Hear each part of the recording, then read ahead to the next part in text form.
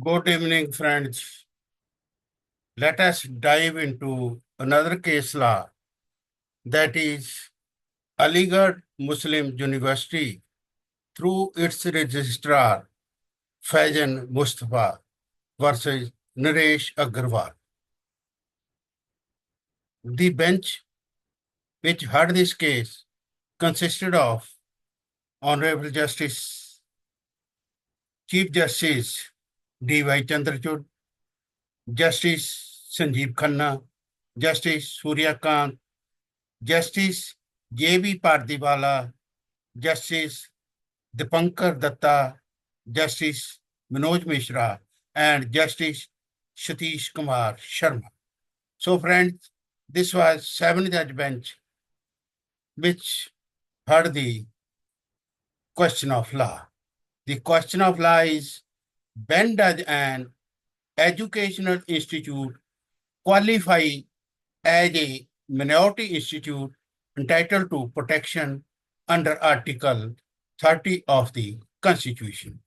Second question was whether the Supreme Court's judgment in S. Aziz Basha versus Union of India, or we can say Aziz Basha case, which held that Aligarh Muslim University is not the minority institution, is correct. So, factual background is Sir Shahid Ahmed Khan established the Mohammedan Anglo Oriental College on 8th January 1877 in Aligarh. In 1920, the British Imperial Legislative Council enacted the Aligarh Muslim University Act, that is AMU Act, incorporating AMU as a university. In 1950, as part of the Constitution, Article 31 came into force, which grants minorities the right to establish and administer educational institution. In 1967, a constitutional bench of the Supreme Court, that is 5 judges in Aziz Basha, ruled that AMU was not a minority institution because it was established by statute and was not established and administered by minority community as required by Article 30, Subclause 1. On 26th November 1981, a two-judge bench of the Supreme Court in Anjumane Rahmania versus District Inspector of Schools, that is Rahmania case, referred the correctness of Aziz Basha to a seven-judge bench.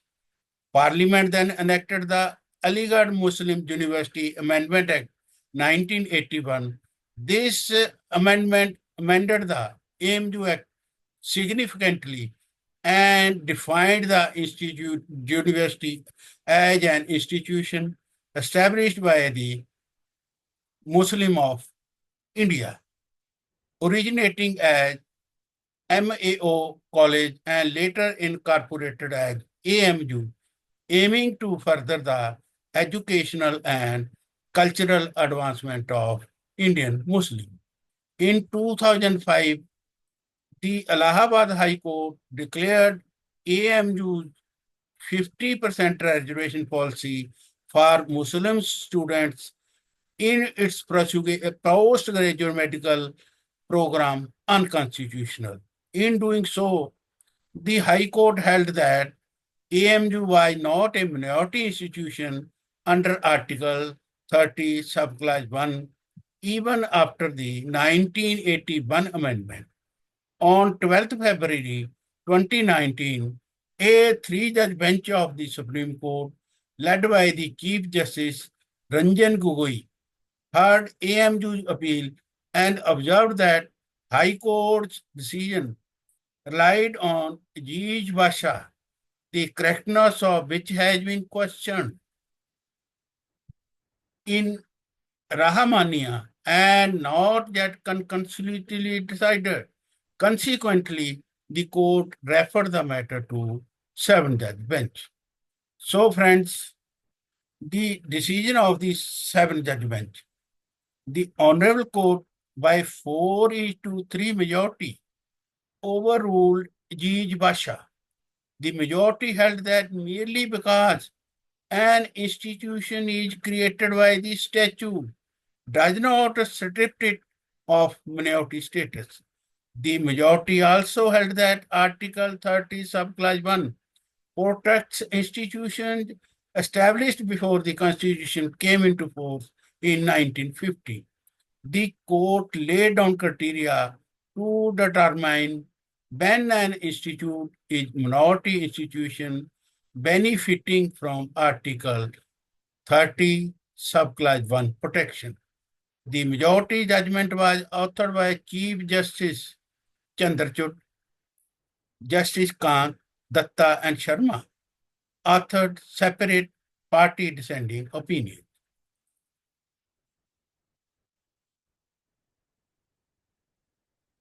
Reasons for the decision. The reference in Ramania is not bad in law.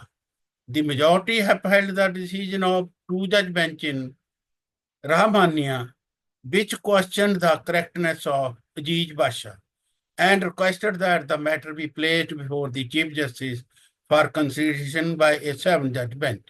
The majority further clarified that Chief Justice retains discretionary administrative authority to assign cases to any bench of any strength, irrespective of whether they are part of the bench, referring the issue to a larger bench. Justice Kant, Datta, and Sharma, in their dissenting opinion, held that the manner of referral to a larger bench in Ramamnaya was legally flawed and breached established norms of judicial propriety. Justice Kant noted that divisional bench, two judges in Rahamania, being of lesser strength than the constitutional bench in Ajishvasa, that was of five judges, lacked the authority to explicitly question the correctness of Ajishvasa or suggest the strength of the bench which should resolve the alleged conflict. He held that a direction specifying the strength of the bench to which the case should be referred is impaired the Chief Justice of India's authority as the master of the roast. Justice Datta observed that the issue should have first been placed before the three-judge bench. He further held that the Rahmania was concerned with the registration of minority institution under the Society Registration Act, while Aziz Vasa addressed the incorporation of the university by statute. Thus, referring Aziz Vasa to a seven-judge bench was unwarranted even on merit. Minority status is not lost merely because an institution is created by statute. The majority held that the right to establish and administer educational institutions under Article 30, subclause 1 extends to institutions established both before and after the Constitution's adoption.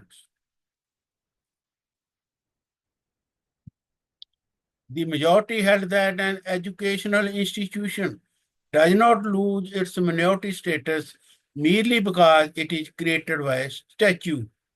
The majority clarified the distinction between incorporation and establishment, noting that incorporation gives legal existence to an institution, while establishment refers to its founding. The majority established that the status of minority institution depends on the individuals or groups behind its creation, nor the legal process through which it was incorporated. The majority stressed that the examination of its founding should be based on the situation at the time of constitution adoption, not before independence. Justice Kant is in his separate opinion also held that if an institution possesses legal existence independent of the statute, then the statute merely recognizes an existing institution and does not establish it. And therefore, it cannot take away the role of minority community in bringing the institution into existence. However, the legislative intent behind the establishment of an institution plays a significant role in determining the character of that institution. Aziz Basha does not lay down the correct law. The majority held that the Aziz Basha incorrectly relied on Dargah Committee Ajmer versus Shahid Hussain Ali, that is, Dargah Committee case, to support the view that a minority's right to administration, administer an institution could be forfeited under circumstances. It, it found that Dargah Committee was concerned with the right of religious denominations to own and administer property under Article 26. The majority ruled that no parallel could be drawn between the rights under Article 26 and Article 30, subclause 1, as the scope and nature of the rights under these provisions are different. Justice Kant, in his separate dissenting opinion, held that Gij Basa needed to be clarified because it holds that before 1956, university degree did not need to be recognized by the government, while also holding that it was only the AMU Act which allowed AMU to confer degrees. This led it to conclude that AMU was brought into existence by an act of legislation. Justice Sharma, in his separate dissenting opinion, held that Aziz Basa does not categorically prohibit minorities from establishing universities through statute because the case dealt with a unique situation where a university established by the British Legislative Council has claimed minority status. Criteria for the establishment of minority educational institution. The majority held that an institution's minority status does not require it to exclusively serve the minority community. It must predominantly benefit the minority, and courts must examine the origin of the institution, such as who sought its establishment, the purpose for it was founded, and the steps taken to implement its creation. This includes factors like funding, land acquisition, and construction, all of which should primarily involve the minority committee. The majority held that it is not necessary to prove that administration of the university best with the minority community to prove that it is minority education institution. This is because the very purpose of Article 30 subclause 1 is to grant special additional rights regarding administration as a consequence of establishment. The majority ruled that while it is not necessary for minority members to manage the institution, the administration should still affirm the institution minority purpose. It also ruled that the status of an institution as one of the national importance does not negate its minority character, as the term national and minority are not mutually exclusive. Justice Kant, Justice Datta, and Justice Sharma agreed with the criteria set out by the majority, but made certain additional observations. According to Justice Kant, Sharma, the legal and factual control over the university's administration must vest with the minority community to benefit from the protection under Article 30. Justice Sharma also observed that minority community must prove that institution was brought about due to the efforts of the minority community. Justice Datta cautioned that a rigid one-size-fits all framework would be unsuitable for accurately assessing minority institution status. AMU minority status is to be decided by another bench. The majority held that the core issue Rahmania was regarding the essential ingredients of the minority educational institution.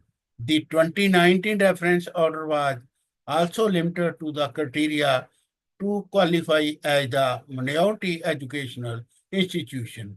Thus, having laid out these criteria, the majority, along with Justice Kantan Sharma, held that issue of whether AMU was a minority institution should be decided by a regular bench.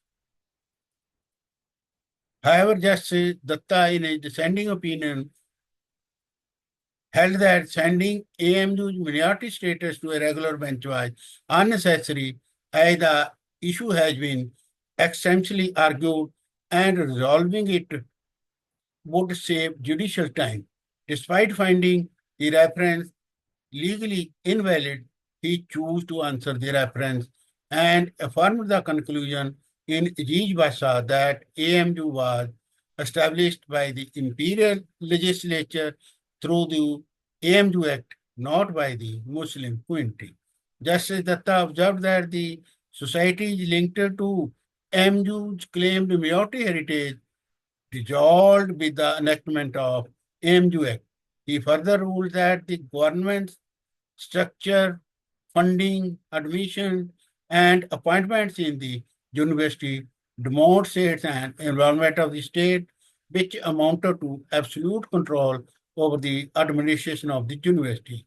He emphasized that AMU's Act preamble lacked any recognition of minority contribution. So this was the all about this case. Thanks for watching. God bless you all. Don't forget to subscribe.